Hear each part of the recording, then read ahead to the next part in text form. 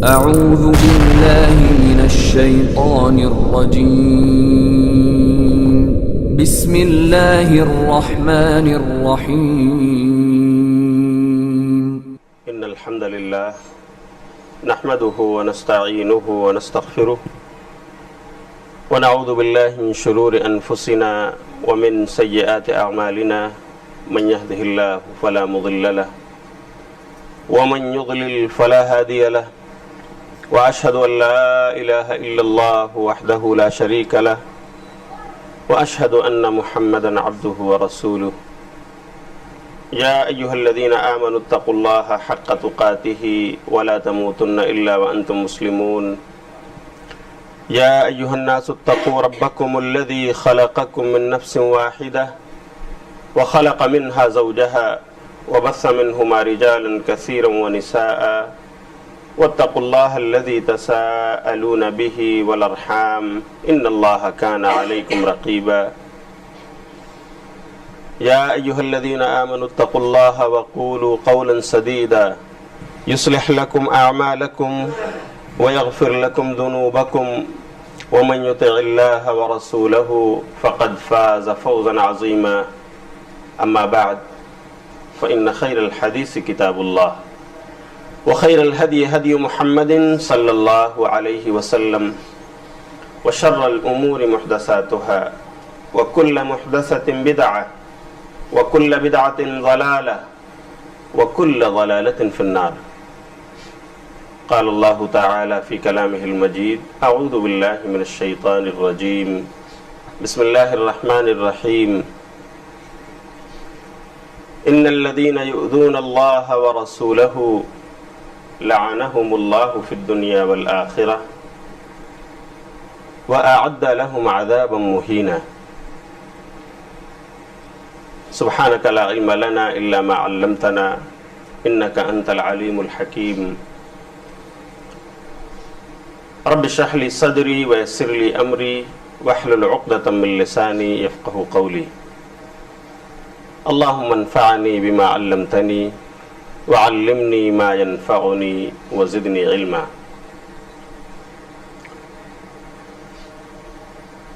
ساری تعریف اللہ رب العالمین کے لیے ہے جو خالق انس و جاں اور مالک ارض و سما ہے. بعدہ بے شمار درود و صلوات نازل ہو نبی آخر الزماں امام انس و جاں رحمت عالم جناب محمد الرسول اللہ صلی اللہ علیہ وسلم پر. اللہم صلی علی محمد وعلی آل محمد کما صلیت علی ابراہیم وعلی آل ابراہیم انک حمید مجید. اللہم بارک علی محمد وعلی آل محمد کما بارکت علی ابراہیم وعلی آل ابراہیم انک حمید مجید.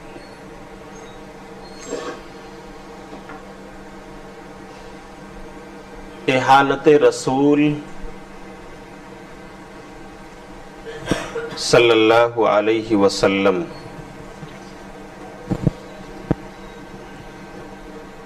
اور مجرم کے تئیں شریعت کا موقف.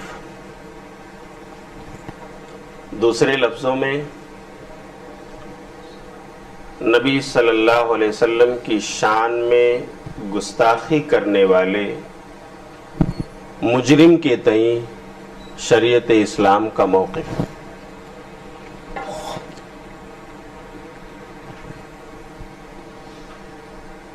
آپ دیکھ رہے ہیں کہ آئے دن نہ صرف ہندوستان میں بلکہ انٹرنیشنل لیول پر مسلمانوں کے جذبات کو بھڑکانے، ان کے لہو کو گرمانے کی کوشش کی جا رہی ہے. کبھی ان کے نبی کی شان میں گالم گلوچ بک کر، بدزبانی کر کے، اور کبھی قرآن کو جلا کر، کبھی صاحب قرآن کو ماننے والے مسلمانوں کے جذبات سے کھیلنے کے لیے فلمیں بنا کر الغرض مختلف انداز میں آج مسلمانوں اور اسلام کے خلاف، اسلام کے قائد اعظم جناب محمد الرسول اللہ صلی اللہ علیہ وسلم کے خلاف زبانیں کھولی جا رہی ہیں۔ کیا یہ کوئی نئی چیز ہے؟ نہیں، اس چیز کا ارتکاب تو انسانوں نے اس وقت بھی کیا جب ہمارے رسول صلی اللہ علیہ وسلم اس دنیا میں حیات تھے۔ حالانکہ انہی لوگوں نے آپ کی عظمت کا اعتراف کیا، آپ کے اخلاق کی بلندی کو تسلیم کیا، آپ کے کردار و گفتار کے وہ شیدائی بنے، آپ کو امین اور صادق انہوں نے کہا۔ لیکن کہا جاتا ہے black shapes always in every community. آپ دیکھیں گے یہ کالی بھیڑیں ہر جگہ ہیں، تو ان بھیڑوں میں کچھ اگر ایسی ہیں تو ان کے خلاف ہم مسلمانوں کا موقف کیا ہونا چاہیے، یہی بیان کرنے کے لیے میں نے آپ کے سامنے موضوع رکھا ہے۔ اللہ رب العالمین مجھے قرآن اور صحیح حدیث کی روشنی میں بیان کرنے اور ہم سب کو اس کے مطابق اپنا موقف بنانے کی توفیق عطا فرمائے۔ میرے بھائیوں، یہی زمانہ، یہی زمانے کے لوگ جو ہمارے نبی کے خلاف زبان کھول رہے ہیں، انہوں نے ہی ہمارے نبی کی عظمت کو تسلیم کیا ہے، انہی کے رائٹرز نے کتابیں لکھی ہیں اور انہوں نے ہمارے نبی کو عظیم اور گریٹ مانا ہے۔ اور کہا جاتا ہے فضیلت وہی ہے جس کا دشمن اقرار کرے، فضیلت کی بات وہی ہے کہ ہمارا اپنا دشمن اس کو مانے کہ واقعی یہ بات فلاں میں ہے۔ الفضل ما شہدت بہ الاعداء، فضیلت وہ ہے جس کی گواہی کوئی دشمن دے رہا ہو۔ نبی صلی اللہ علیہ وسلم جب مکے میں تھے، حجر اسود کا معاملہ پیش ہوا، آپ کی عمر 35 سال کی تھی۔ اس وقت یہ معاملہ پیش ہوا تھا کہ خانہ کعبہ کی دیواریں جو بوسیدہ ہو گئی تھیں، گر رہی تھیں اور ایسا تھا کہ ڈھہ جائے گا، تو مکے والوں نے سوچا کہ اس کو دوبارہ بنایا جائے۔ تعمیر کعبہ، اس باب میں اگر آپ چاہیں تو رحمت للعالمین میں اسی طرح سے علامہ صفی الرحمن مبارک پوری کی کتاب الرحیق المختوم میں تفصیل کے ساتھ پڑھیں۔ لوگوں نے پیسے جمع کیے، چندے کیے، حلال پیسے اکٹھا کیے اور خانہ کعبہ کی تعمیر شروع ہوئی۔ جب دیوار کچھ اوپر آئی تو یہ ہوا کہ اب حجر اسود کو اس کی جگہ پر رکھنا ہے۔ نزاع کھڑا ہو گیا، باہم لوگ جھگڑنے لگے۔ ہر قبیلے کا فرد یہ چاہتا تھا کہ یہ شرف اس کے حصے میں آئے، یہ عزت اس کو ملے کہ خانہ کعبہ کی دیوار پر یہ پتھر لے جا کر اس کے قوم کا سردار لے جا کر نصب کرے۔ کوئی بات بن نہیں پا رہی، ایسا لگتا تھا کہ مکے کی سرزمین پر خونریزی ہو جائے گی اسی حجر اسود کے معاملے کو لے کر کہ کون مستحق ہے اس کا کہ لے جا کر اس دیوار پر نصب کرے۔ ہوا یہ کہ ابو امیہ مخزومی ایک بوڑھے تھے، انہوں نے مشورہ دیا جو کمیٹی کے ذمہ داروں میں سے تھے کہ کام کرو، آج ہمارا معاملہ طے نہیں پا رہا ہے، لوگ گرم ہیں، آج یہ میٹنگ برخاست کرتے ہیں۔ میرا مشورہ یہ ہے کہ کل صبح سویرے جو سب سے پہلے خانہ کعبہ میں آئے گا ہماری کمیٹی کا ممبر، اس کو ہم اپنا قاضی اور حکم تسلیم کریں گے، جو فیصلہ وہ کر دے گا ہم اسے مان لیں گے۔ ٹھیک ہے، بڑی اچھی بات ہے۔ مجلس برخاست ہو گئی، میٹنگ ختم ہوئی، لوگ اپنے گھروں کو گئے، تیاریاں کر رہے ہیں۔ اکابرین قوم، سرداران اس فکر میں ہے کہ جلدی سو جاؤ، صبح اٹھو تاکہ پہلے پہنچو اور قوم کی شاباشی ملے، ہمیں سراہا جائے، ہماری آؤ بھگت ہو، ہمیں حکم اور قاضی تسلیم کیا جائے۔ لیکن یہ مقدر کسے تھا؟ صبح جب ہوئی، قوم تو آ کر کے کھڑی ہے، دیکھ رہی ہے، ہمارا کون سا قائد ہے جو آئے گا، سب سے پہلے خانہ کعبہ میں اس کے قدم داخل ہوں گے۔ وہ آنے والا اگر کوئی تھا تو ہمارے اور آپ کے نبی جناب محمد الرسول اللہ صلی اللہ علیہ وسلم تھے۔ دور سے قوم نے دیکھ کر کہا انہ قد جاء الامین، انہو قد جاء الامین، امین آ رہے ہیں، ھذا الامین رضیناہ، یہ تو امین ہے، ہم ان کے فیصلے پر راضی اور خوش ہیں۔ سب لوگوں نے آپ کو امین تسلیم کیا۔ یہ اس وقت کی بات ہے جب آپ ابھی نبی نہیں بنے تھے۔ اس طرح سے گویا اللہ رب العالمین نے بچپن سے آپ کی تربیت اس انداز میں کی تھی کہ آپ کو لوگوں نے اسی مکے کی سرزمین میں صادق اور امین کہنا شروع کیا، لیکن وہی لوگ نبوت کے بعد آپ کے دشمن ہوئے، آپ کے جان کے دشمن ہو گئے، آپ کے دین کے دشمن ہو گئے، آپ کے عقیدے کے دشمن ہو گئے، اور آج وہی دشمنی اب تک چلی آ رہی ہے۔ آج کے زمانے میں بھی یہی لوگ جو گالم گلوچ بکتے ہیں، یہی لوگ جو کارٹون بنا رہے ہیں، یہی لوگ جو مختلف بیانات دے کر مسلمانوں کے جذبات سے کھیل رہے ہیں، انہی کے رائٹرز نے لکھا ہے، انہی کی کتابوں میں آج بھی وہ تحریریں موجود ہیں کہ ہمارا نبی کتنا عظیم تھا، اللہ نے کیا مرتبہ اس کو عطا فرمایا تھا۔ کوئی جارج برنارڈ شاہ کہتا ہے کہ محمد صلی اللہ علیہ وسلم انسانیت کے نجات دہندہ تھے، انسانیت کو نجات دلانے کے لیے آئے تھے۔ کوئی تھامس کارلائل کہتا ہے کہ جس کسی کی زبان سے یہ سنو وہ کہتا ہو کہ محمد جھوٹے ہیں صلی اللہ علیہ وسلم، یا محمد کا دین جھوٹا ہے، اسے شرم آنی چاہیے، اس کو شرم آنی چاہیے۔ اور آپ نے ایک مشہور کتاب کا نام سنا ہوگا The 100، مائیکل ایچ ہارٹ نے جس کو لکھا ہے، اس کے صفحہ نمبر 3 پر یہ عبارت آج بھی موجود ہے۔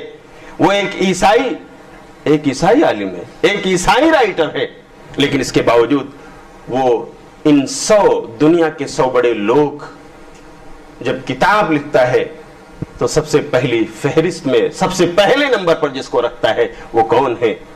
جناب نبی آخر الزماں حضرت محمد الرسول اللہ صلی اللہ علیہ وسلم۔ اور کیوں وہ پہلے نمبر پر رکھتا ہے اس کا ریزن مختلف بیان کرتے ہوئے وہ کہتا ہے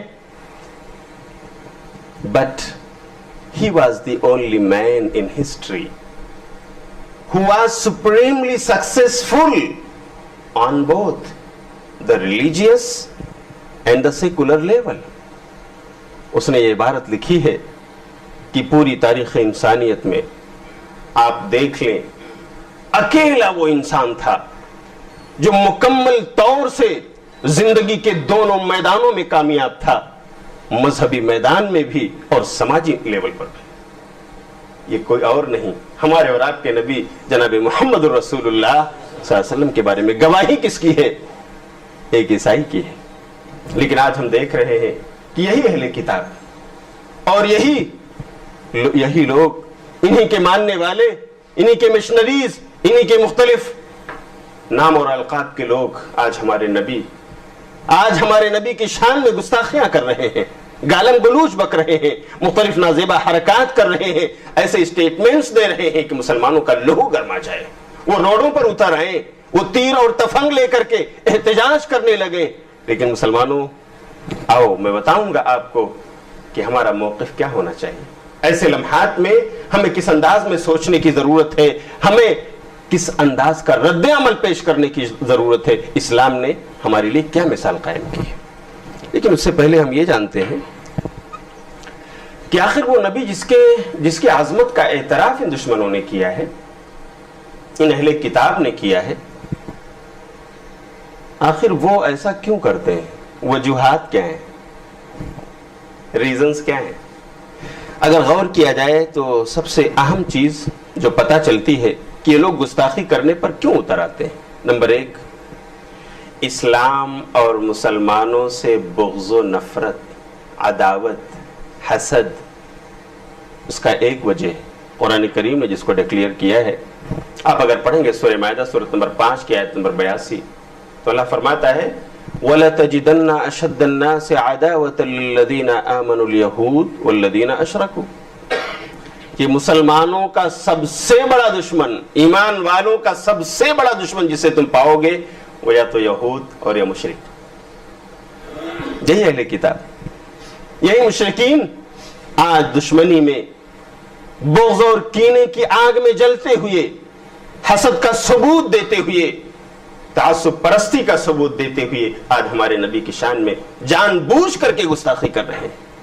یہ ان کی دشمنی کا اظہار ہے. اسی طرح قرآن نے کہا ان کی دشمنی کے بارے میں سورہ بقرہ سورۃ نمبر 2 کی آیت نمبر 120 میں وَلَن تَرْضَ عَنْكَ الْيَهُودُ وَلَا النَّصَارَى حَتَّى تَتَّبِعَ مِلَّتَهُمْ کہ اہل کتاب یہ یہود و نصارہ تو آپ سے خوش نہیں ہو سکتے جب تک آپ ان کے دھرم کی پیروی نہ کر لیں, ان کے عقیدے پر نہ آ جائیں اور انہی جیسا نہ کرنے لگے, یہ کبھی خوش ہو ہی نہیں سکتے. اور ظاہر سی بات ہے ایک مومن, ایک ایمان والا وہ اہل کتاب کی پیروی نہیں کر سکتا, اس لیے کہ ہمارے رسول نے تو جگہ بجگہ جا بجا ان کی مخالفت کی تعلیم دی ہے کہ اہل کتاب کی پیروی سے بچو, اہل کتاب کے اتباع سے بچو, ان کی مخالفت کرو. جب ہم ان کی بات, ان کے عقیدے, ان کے مسلک و مشرب پر نہیں آئے تو وہ آج ہمیں ہمارے سامنے اپنی دشمنی کا اظہار کر رہے ہیں, اور اس طرح سے مسلمانوں کو, ان کے لہو کو گرمانے کی وہ کوشش کر رہے ہیں. تو ایک وجہ یہ ہے کہ وہ اپنی دشمنی اور عداوت کا اظہار کر رہے ہیں. ان کے دلوں میں حسد, بغض اور کینہ وقتاً فوقتاً پھوٹتا اور نکلتا رہتا ہے, جس کا اظہار وہ کرتے رہتے ہیں. تو اس کا تقاضا یہ ہے کہ ہم اس آگ کو بجھانے کے لیے دین کی لو کو تیز کریں, زیر ہو جائے ان کا جو عقیدہ ہے, ان کا جو منہج ہے, ہم دلیل کے ساتھ ان کے سامنے پیش کریں کیا حق ہے اور کیا ناحق ہے. اس طرح دنیا کے سامنے یہ باور ہو جائے کہ ٹھیک ہے اگر تم دشمنی کی آگ میں جل رہے ہو جلو, لیکن تم حق پر تو نہیں ہو سکتے. حق تو اس کے ساتھ ہے جو نبی کا چاہنے والا ہے, جو نبی آخر الزمان کا ماننے والا ہے. اور صرف اسی کا نہیں, نبی نے جن تمام انبیاء کے بارے میں بشارتیں سنائی ہیں, جن تمام انبیاء کے بارے میں ایمان لانے کے لیے کہا ہے, قرآن نے جس کی تعلیم دی ہے, یہ تو ایمان والے وہ ہیں جو محمد صلی اللہ علیہ وسلم کے ساتھ تمام دیگر انبیاء اور رسول جو پہلے آئے سب کو تسلیم کرتے اور سب پر آنے والی اترنے والی کتابوں کا اقرار کرتے ہیں, ان کی تعلیمات کو مانتے ہیں, لیکن شریعت صرف شریعت محمدی کو تسلیم کرتے ہیں. تو ایک وجہ ہے ان کی عداوت, ان کا حسد. نمبر 2, اسلام جو آج سب سے تیزی کے ساتھ پھیل رہا ہے, اس کو دیکھ کر وہ بوکھلاہٹ کا شکار ہے.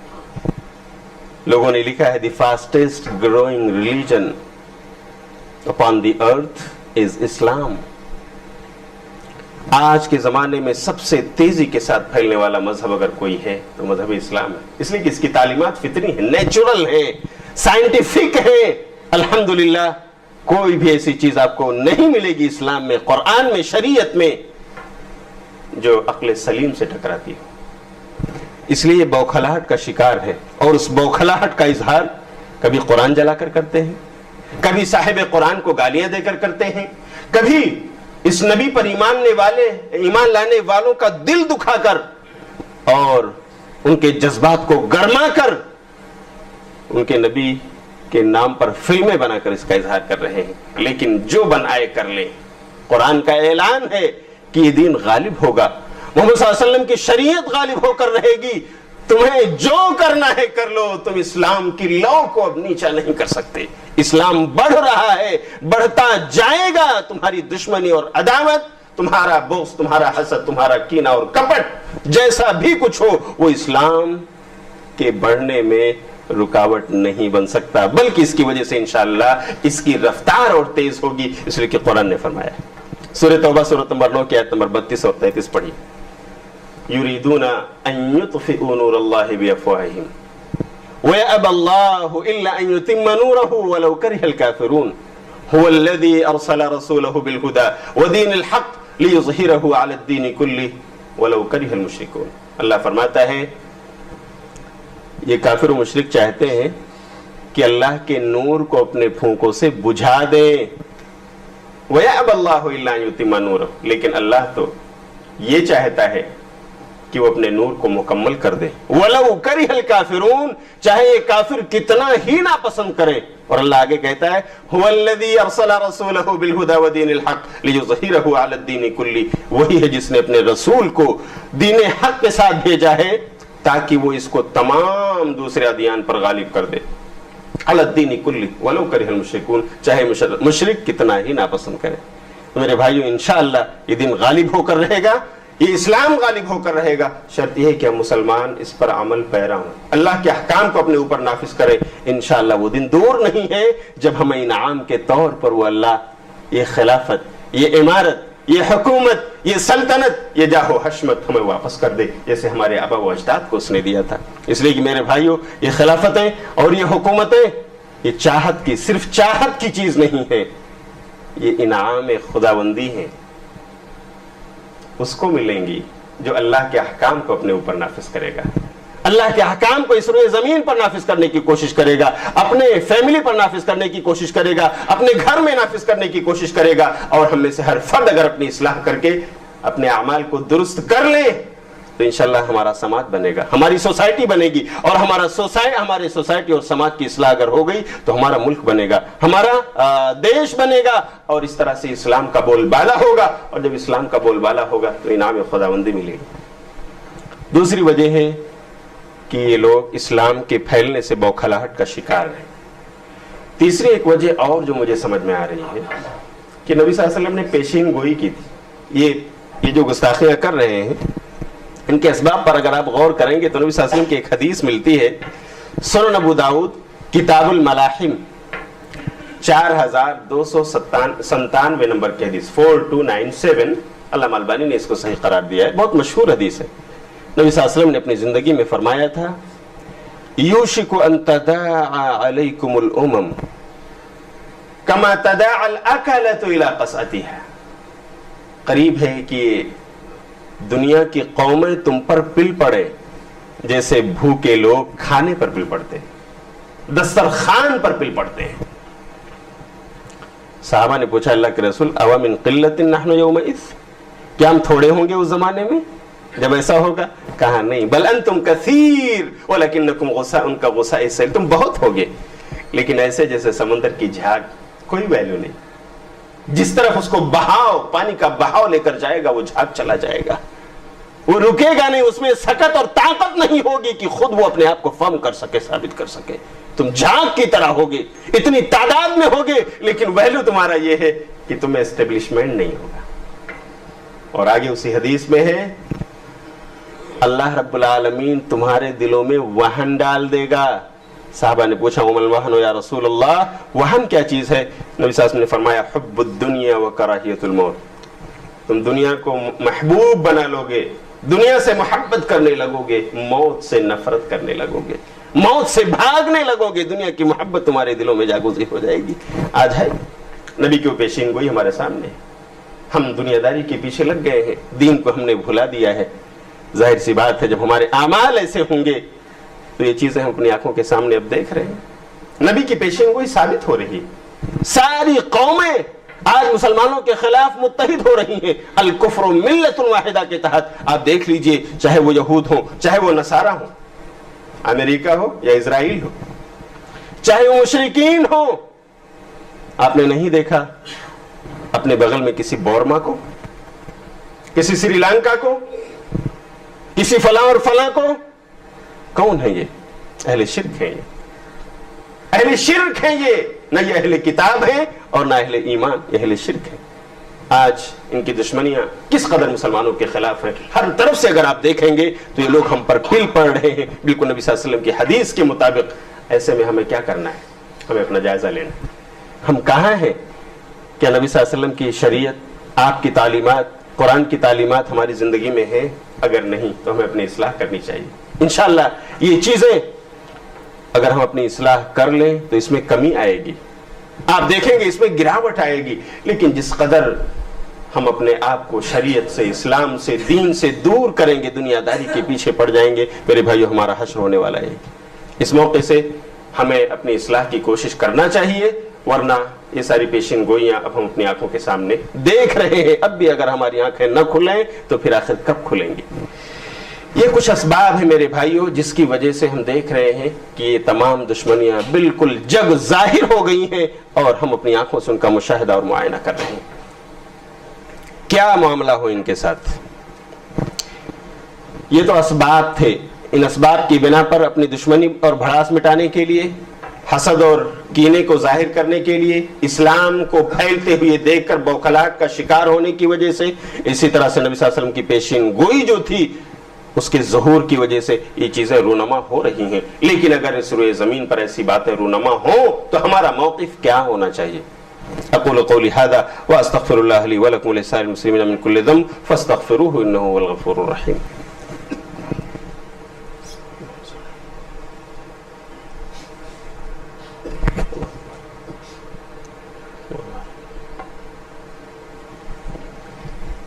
إن الحمد لله نحمده ونستعينه ونستغفره ونعوذ بالله من شرور أنفسنا ومن سيئات أعمالنا من يهده الله فلا مضل له ومن يضلل فلا هادي له وأشهد أن لا إله إلا الله وحده لا شريك له وأشهد أن محمدا عبده ورسوله أرسله بالحق بشيرا ونذيرا.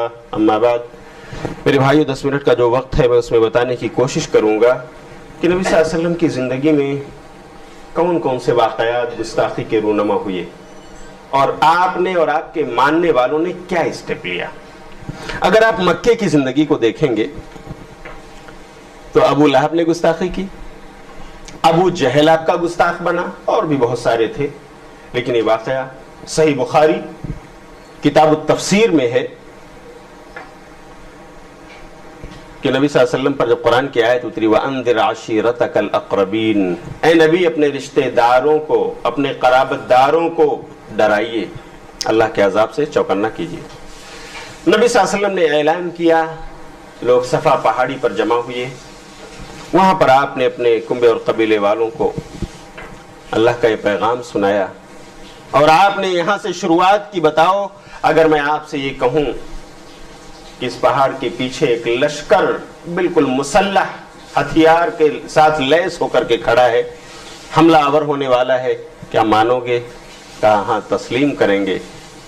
کیوں نہ تسلیم کریں محمد، آپ نے تو ابھی تک ہم سے کبھی جھوٹ نہیں بولا صلی اللہ علیہ وسلم.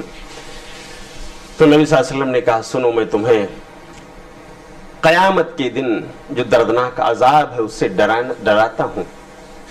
شرک سے بچو، ایک اللہ کی عبادت کرو، میں اس کا بھیجا ہوا رسول ہوں، تسلیم کرو. ایسے میں ابو لہب نے زبان کھولی تھی. الہذا جماعتنا یا محمد تبا لک یا محمد صلی اللہ علیہ وسلم، اسی کام کے لیے جمع کیا تھا تو نے، تیرے ہاتھ ٹوٹ جائیں اے محمد صلی اللہ علیہ وسلم، یعنی تو ہلاک و برباد ہو جائے. یہ گستاخی کے الفاظ کسی اور نے نہیں، آپ کے چچا ابو لہب نے.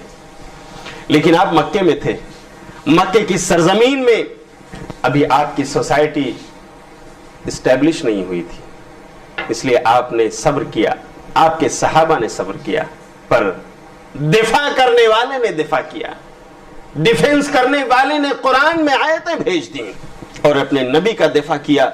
پوری سورہ لہب اتر آئی اور اللہ نے قرآن کریم میں فرما دیا، آیت نمبر سورت نمبر 111 میں اعوذ باللہ من الشیطان الرجیم تبت یدا ابی لہب وتب ما اغنى عنه ماله وما كسب سيصلى نارا ذات لهب وامرأته حمالة الحطب في جيدها حبل من مسد. پوری سورت اللہ نے اتار دی. نبی کو، نبی کے ماننے والوں کو اللہ نے تسلی دی کہ اے نبی اور اے نبی کے ماننے والوں، اگر تم ابھی اس پوزیشن میں نہیں ہو کہ اپنا دفاع کر سکو، ان کے خلاف اپنے ہتھیار اٹھا سکو، تو عرش والا تمہارا دفاع کر رہا ہے.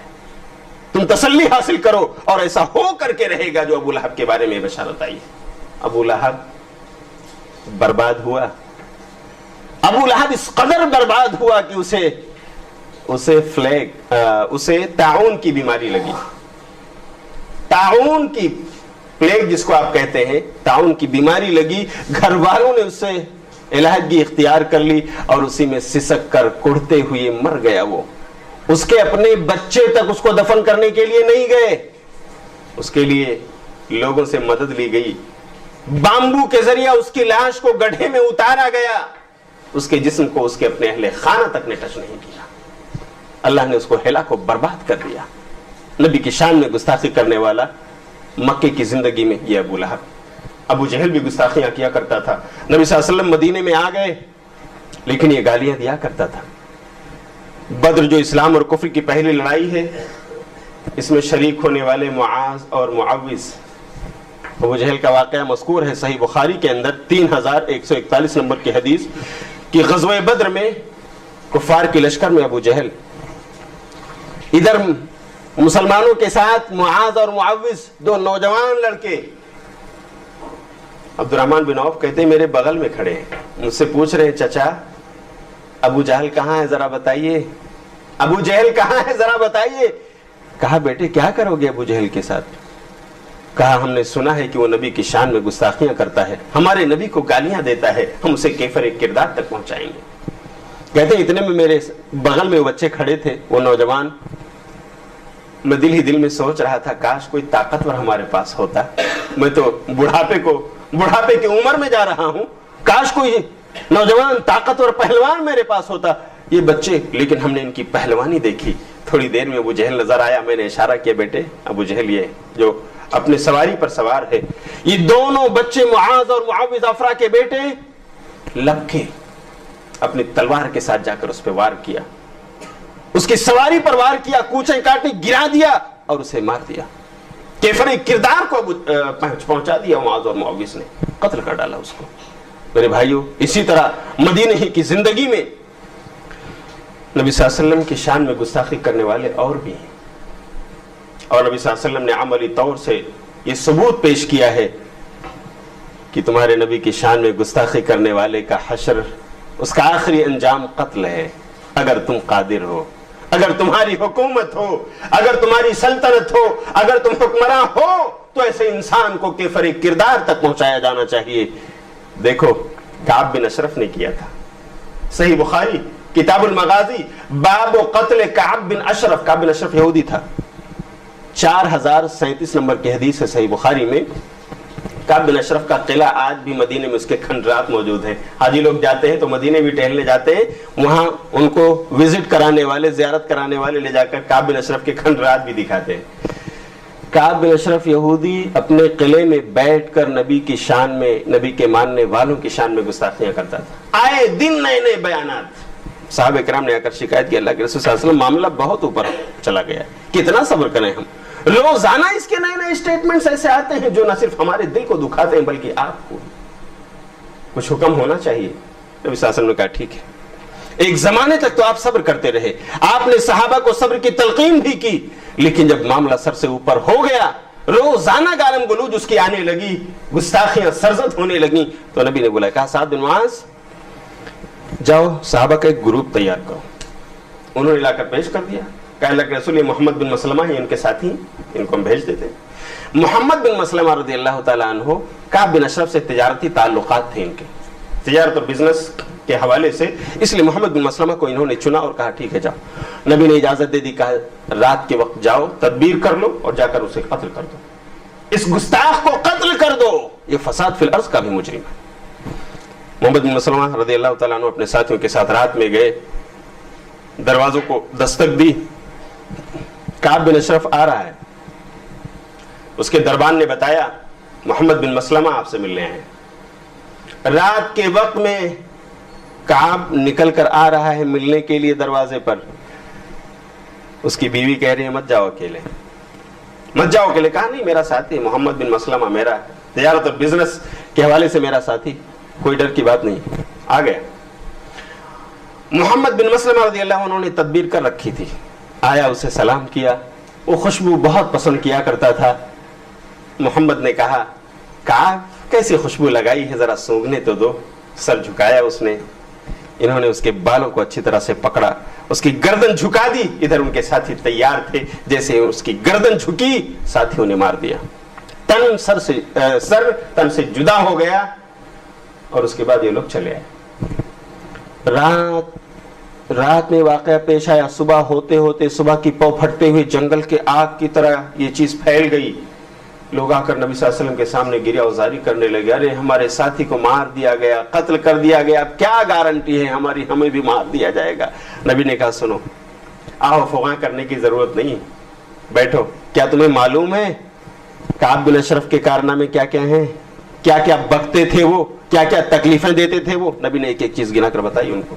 اور پھر کہا سنو اگر تم ڈر محسوس کر رہے ہو تمہیں قتل کیا جائے گا تو آؤ میں تمہیں امان نامہ دینے کے لیے تیار ہوں, میں تمہارے اور مسلمانوں کے درمیان صلح کرا دیتا ہوں. لوگ بیٹھے, نبی صلی اللہ علیہ وسلم نے پھر سے مصالحت کرائی, عہد نامے تیار کرائے اور فریقین کے درمیان نبی صلی اللہ علیہ وسلم نے اس طرح معاہدہ کروا دیا اور کہا امن و امان سے رہو, کوئی کسی کو نہیں قتل کر سکتا ہے. اس طرح سے لوگ چلے گئے. تو محمد بن مسلمہ کو بھی کیفر کردار تک پہنچایا گیا. وہیں پر ابو رافع یہودی بھی تھا. ابو رافع بھی آپ کی شان میں گستاخیاں کیا کرتا تھا. تو عبداللہ بن عتیق رضی اللہ تعالیٰ عنہ اسی مدینے میں موجود تھے, انہوں نے جا کر اس کا سر قلم کیا. اسی طرح سے اسی مدینے کے اندر ایک عیسائی وہ نبی صلی اللہ علیہ وسلم کی شان میں گستاخی کرتا تھا. ابو رافع کا واقعہ بھی صحیح بخاری کتاب المغازی میں ہے, باب قتل ابی رافع, اور عیسائی کا واقعہ بھی صحیح بخاری کتاب المناقب کے اندر ہے, 3617 نمبر کی حدیث. عیسائی کہتا تھا ما یدری محمد الا ما کتبت له, محمد کو کچھ نہیں آتا جاتا, جو میں لکھ کر دے دیتا ہوں وہی وہ سناتے ہیں, ان کو کچھ نہیں آتا جاتا. ایسا کہتا تھا, وہ اس کا پرچار کرتا تھا. وہ میں پڑھا لکھا ہوں, میں یہ ہوں, میں وہ ہوں, اور محمد کے پاس کیا ہے, کچھ نہیں. جب وہ مر گیا لوگوں نے دفن کیا, زمین نے اسے قبول نہیں کیا, اس کی لاش کو زمین نے قبول نہیں کیا, پھینک دیا باہر. لوگ گئے دوبارہ اس کو دفن کیا, واپس لوٹ کر آئے, جا کر دیکھا تو پھر اس کی لاش باہر ہے. عاجز آ گئے, عاجز آ گئے, چھوڑ دیا انہوں نے. آخر پرندوں نے نوچ نوچ کر اس کی لاش کو کھایا اور یہ حشر ہوا اس کا, اس عیسائی کا. اسی طرح اسی مدینے کی سرزمین میں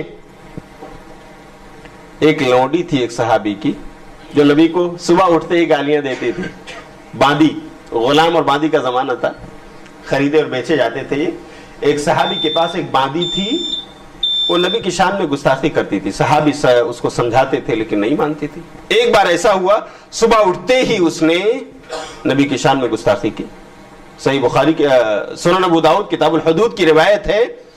اس نے گالی بکنا شروع کیا تو صحابی کو غصہ آیا, انہوں نے اپنا خنجر اٹھایا, اس کے پیٹ میں لگایا اور دبا دیا, یہاں تک کہ وہ انتقال کر گئی.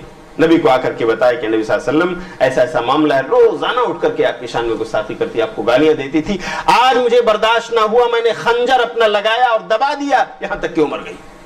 نبی نے کہا اس کا خون رائے کہاں گیا, کوئی قصاص نہیں ہے تم سے, جاؤ. اس کا خون رائے کہاں گیا, یعنی وہ مباح الدم ہو گئی تھی, اس کا خون جائز ہو گیا تھا. تو اگر آپ دیکھیں گے یہ واقعات جو رونما ہوئے, اگر مسلمان حاکم ہے, سلطان ہے, خلیفہ ہے, طاقت اور پاور ان کے ہاتھ میں ہے, تو ایسے گستاخان رسول کا آخری انجام قتل ہے. لیکن جہاں معاملہ ایسا نہ ہو میرے بھائیوں, وہاں ہمیں روڈوں پر اتر کر خام خواہ کے لیے ایسے فساد کے حالات نہیں پیدا کرنا چاہیے. ہمیں کیا کرنا چاہیے, ہمیں نبی صلی اللہ علیہ وسلم کی سیرت اور سنت خود پڑھنا چاہیے, اس کا صحیح مطالعہ کرنا چاہیے, اپنی زندگی میں اسے نافذ کرنا چاہیے. ایک پریکٹیکل مسلمان بن کر اس سوسائٹی میں ہمیں رہنا چاہیے. نمبر 2, اگر ایسے واقعات رونما ہو جائیں, اعتراضات ہمارے نبی پر کیے جائیں, تو ہم انہیں اعتراضات کا صحیح جواب پرنٹ میڈیا کے ذریعے, الیکٹرانک میڈیا کے ذریعے, یا جس طرح سے بھی ہم دے سکتے ہیں, پرامن انداز میں یہ جواب ہم ان لوگوں تک, اغیار تک پہنچائیں, تاکہ ان کو اور زمانے والوں کو صحیح چیز کا علم ہو اور ان کے اعتراضات رفع ہو جائیں. الحمدللہ کئی آرگنائزیشن ہیں, کئی تنظیمیں ہیں جو اس طرح سے کام کر رہی ہیں, نبی صلی اللہ علیہ وسلم پر, اسلام پر ہونے والے اعتراضات کا جواب دے رہی ہیں. اگر کبھی ایسی بات ہو کہ وہ گستاخی کرنے والا مجرم فلاں ملک کا ہے, تو ایک کام ہم یہ بھی کر سکتے ہیں کہ ہم وفد کی شکل میں اپنے پڑھے لکھے اور ایڈوکیٹڈ لوگوں کو لے کر, اپنے وکلاء, اپنے قضات, ان سب کو جمع کر کے, میٹنگ کر کے, اور جا کر اس ملک کے سفارت خانے اور ایمبیسیز کے کارندوں سے جا کر ملیں, ان سے ملاقات کریں اور پرامن انداز میں ان سے اپنا احتجاج درج کرائیں. ہمیں تکلیف ہے, آپ کے ملک کے باسی نے, آپ کے باشندے نے ہمارے نبی کی شان میں گستاخی کی ہے, اسے بند ہونا چاہیے, اسے سزا ملنی چاہیے. ہم مفت کی شکل میں آپ کے پاس آئے ہیں اپنا احتجاج درج کرانے کے لیے. اس طرح کی چیزیں پرامن انداز میں ہم کر سکتے ہیں. لیکن روڈوں پر نکلنے والی بات, تیر و تفنگ اٹھانے والی بات, یہ چیزیں آپ کے ہندوستان جیسے معاشرے میں, میں سمجھتا ہوں جب تک علماء سے آپ کا مشورہ نہ ہو, آپ کو بلا وجہ مظاہرے کے لیے روڈوں پر اترنا اچھا نہیں ہے. قوم کے دانشوران کو چاہیے کہ وہ اس تعلق سے ایسے واقعات اگر رونما ہوں تو نکلیں، بیٹھیں، میٹنگ کریں اور پڑھے لکھے افراد کو لے کر جائیں، حکومت سے ملیں، اس ملک کے سفارتکار سے ملیں، ایمبیسیڈر سے ملاقات کر کے اپنا احتجاج درج کرائیں اور اس طرح سے قانونی چارہ جوئی کریں، قانون کو اپنے ہاتھ میں نہ لیں۔ اور اگر آپ خلیفہ ہیں، آپ کی اپنی حکمرانی ہے، تو پھر آپ کو کوئی نہیں روکتا کہ اس کو کفر کردار تک پہنچائیے، اس کا انجام ہی قتل ہے۔ اللہ تعالی ہمیں ان معاملات کو سمجھنے اور ہم جس سماج اور سوسائٹی میں رہتے ہیں وہاں ہمیں اپنے اسلامی موقف کو اپنانے کی توفیق عطا فرمائے، آمین۔ ان اللہ وملائکتہ یصلون علی النبی یا ایھا الذین آمنوا صلوا علیہ وسلموا تسلیما اللهم صل علی محمد وعلی آل محمد كما صلیت علی ابراہیم وعلی آل ابراہیم انک حمید مجید اللهم بارک علی محمد وعلی آل محمد كما بارکت علی ابراہیم وعلی آل ابراہیم انک حمید مجید ان اللہ یأمر بالعدل والإحسان وإیتاء ذی القربى وینہی عن الفحشاء والمنکر والبغی یعظکم لعلکم تذکرون واذکروا اللہ یذکرکم وادعوہ یستجب لکم ولذکر اللہ اکبر۔